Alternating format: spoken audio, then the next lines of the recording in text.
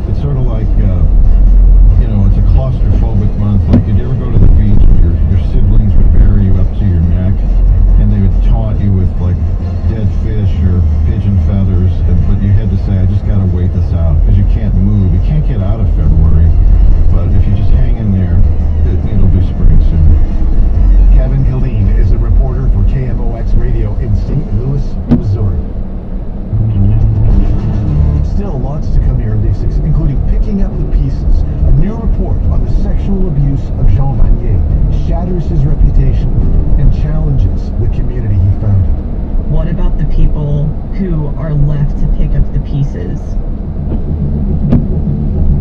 I'm Brent Bambury. You're listening to Day 6 from CBC Radio. We're on public radio stations across the United States. Live stream us on the CBC Listen app, and we're online at cbc.ca/day6. I feel like falling in love. To something up. I'm drinking my cup. Hey, I'm to something up. Hey, hold us down, okay? Beyonce announced a world tour this week, and she's coming to Canada. The tour is in support of her great record, Renaissance, which includes gems like Cuff It, Cozy, and of course, Break My Soul.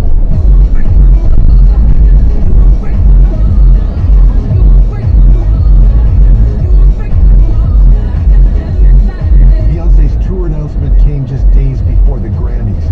Renaissance is up for 2 major awards, Album of the Year and Best Dance Electronic Album, and Queen Bee isn't the only one getting accolades. When Break My Soul by Beyonce came out last summer, it was everywhere and people knew it. But what a lot of people might not have known is that it had a songwriting credit by The Dream, who was an R&B artist who was very active in the 2000s and who's been a very big songwriter over the years. The Dream is about to have his moment thanks to a brand new category at the Grammys this year. He is one of 5 nominees for Songwriter of the Year. This category is going to spotlight the people behind the scenes. Maura Johnson is a music writer, editor, and professor based in Boston and a longtime music columnist here at Day 6. We asked her why the new category is such a big deal for songwriters. So the 5 nominees are The Dream, who some people might know as a solo artist, Naja Charles, who's worked with Beyonce on Renaissance. She worked on the Megan Thee Stallion Dua Lipa collaboration Sweet as Pie.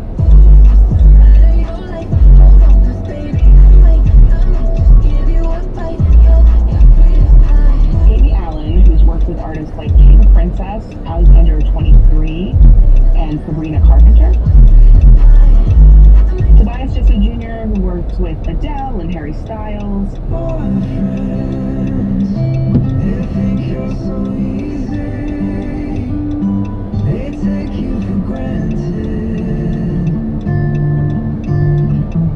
And Laura Veltz, who also has worked with King Princess and who worked with Maren Morris.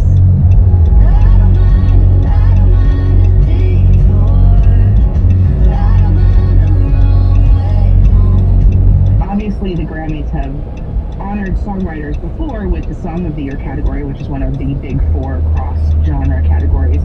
But with this, it's also spotlighting people who may have been just, kind of workhorses around the music industry and contributed to a lot of different artists' bodies of work.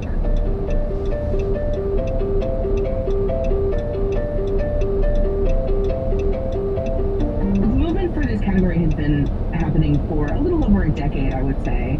The Recording Academy represents about 3,500, probably more at this point, songwriters. And, they do have specific skills. There's no one way for a songwriter to contribute to a song. Sometimes they'll contribute a line. Laura Veltz, who is up for the nomination for her work with Maren Morris and Demi Lovato, talked about how she really works with her collaborators to kind of pull out the emotional resonance for lyrics. Other people will work on melodies, other people will work on beats. It varies widely.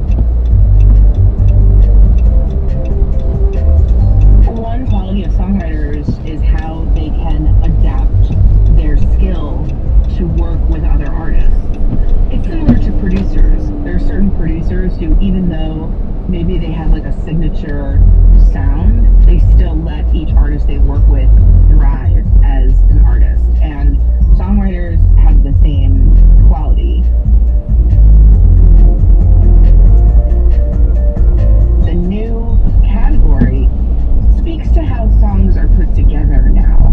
The idea of the singer-songwriter is obviously very romanticized by rock observers, but I feel like the songwriter, as songwriter, they perform a very important function, and also they perform a very important artistic service. Everybody needs an editor or collaborator to bounce ideas off. The idea of the lone man theory or the great man theory is outdated, and I feel like this category brings that idea to the fore. Songwriters have been around as long as pop music has been around. Even albums like Thriller, which is very much a Michael Jackson album, had people like Rod Temperton writing Thriller and Steve Porcaro and John Bettis writing Human Nature.